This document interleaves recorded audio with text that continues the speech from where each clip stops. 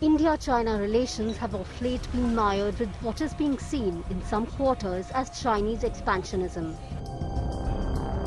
And all of this is happening amid the coronavirus pandemic that has pushed India to being the second most infected country in the world. The incident of Monday night has escalated the border issue to a level where questions are being asked about why India should hold any talks with China. After all, this is the first instance since 1975 of actual firing having taken place at the India-China border. However, despite the objections, India has decided to go ahead with the proposed meeting between the foreign ministers on the sidelines of the SCO meet in Moscow.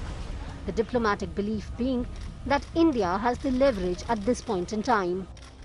India definitely doesn't want to go to war with China at this point in time when the Indian economy is still slowly recovering from the lockdown and the future is extremely uncertain. India has also exerted a lot of asymmetric pressure on China through economic means by bringing Chinese investments to a standstill, by discouraging Indian companies from importing products from China, banning Chinese companies which had apps in the Indian market. So really the marginal utility of these economic measures are diminishing. The External Affairs Minister on his part has set the agenda straight for any talks with his Chinese counterpart.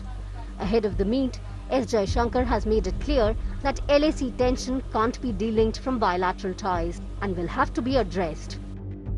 It is felt that if the planned meeting between the defence ministers does take place, then S. Jaishankar will not only be talking about the border issue, but will be doing so from a point of advantage.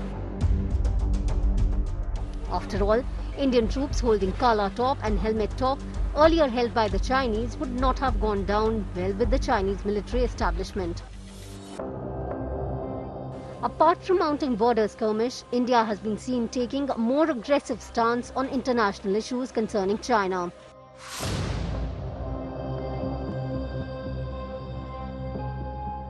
The most recent has been the messaging involved in a senior BJP leader like Ram Madhav attending the funeral of Tibetan SFF commando Naima Tenzin, a not-so-subtle hint at India's changing stand on Tibet vis-a-vis China. Spiritual connection, historical connection, all these things. Geographically, we are connected, with India.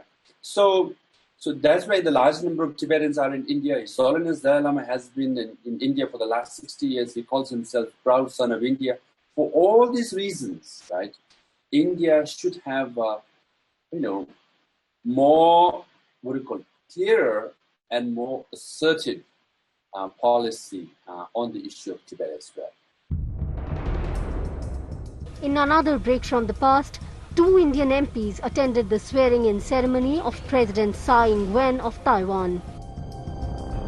Aside from this, there are economic measures like the ban or restrictions imposed on Chinese imports in certain specified sectors, as well as the ban on Chinese apps.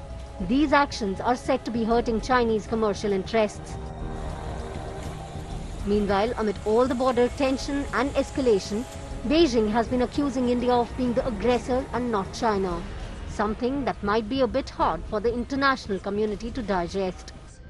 It's not just India. There are many countries in Southeast Asia, North America, UK, Australia, even European countries that are engaged in military, diplomatic or economic conflict with China. The only difference for India is that there is a long border between India and China that New Delhi has to contend with. And everybody knows how problematic a bad neighbor can be. In New Delhi, Geeta Mohan for India Today.